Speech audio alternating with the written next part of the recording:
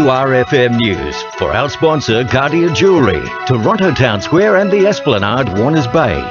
It's 1 o'clock. Good afternoon, I'm Jacinta with 2NURFM Hunter News. A man has pleaded guilty to the manslaughter of Daniel Collett 2 years ago in Newcastle local court this week. 41-year-old Windale resident Michael Baker stabbed Mr Collett during an altercation in a Butler Close home in 2013. Baker will face Newcastle District Court on August 27, where a sentence date will be set. Newcastle dog walkers are unhappy with the council's decision to ban dog walking on the Newcastle Memorial Walk. Residents are annoyed and disappointed with council's resolution, some arguing that the diggers to whom the memorial is dedicated would have no problem with dogs being walked at the spectacular site.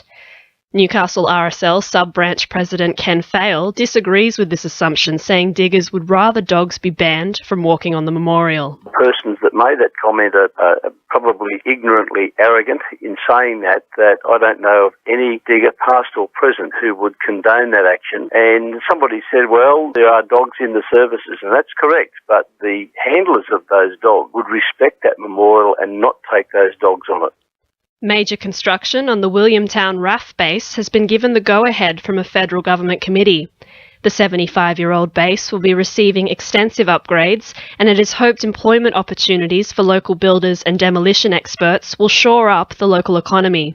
Newcastle MP Sharon Clayton says the decision is good news for the community. We've given approval now for the $274 million bend, which will give a new office accommodation for 950 personnel on base and a whole lot of upgrades to a number of existing services. Anything that injects money into our regional economy and helps with employment is very, very welcome.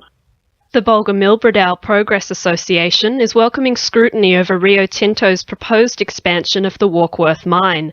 Dissatisfaction with the New South Wales government for changing mining policy to favour Rio Tinto has been addressed, according to President of BMPA, John Cray. Cray says the current direction of the New South Wales government has resulted in a much fairer playing field between Bulga residents and Rio Tinto. The government's current approach, where it has repealed part of the Section 12AA of the SEP amendment, is going in the right direction. It's putting it back to an even level playing field, and it's giving a proper balance between the ecology, the economy and the community. Cancer researchers at the University of Newcastle are being recognised with new funding from the Cancer Institute of New South Wales. More than $700,000 is being given to the university to fund state-of-the-art equipment, including a mass spectrometer to help identify rare cancer cells.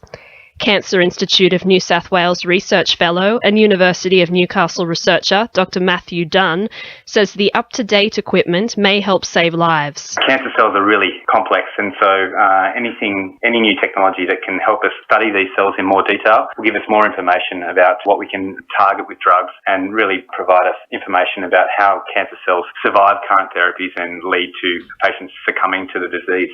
In finance, the All Ords is down 62 points at 53.17, and $1 Australian is buying 73.43 US cents. Sport for our sponsor Warners Bay Sports Club, Fishing Expo, September 13.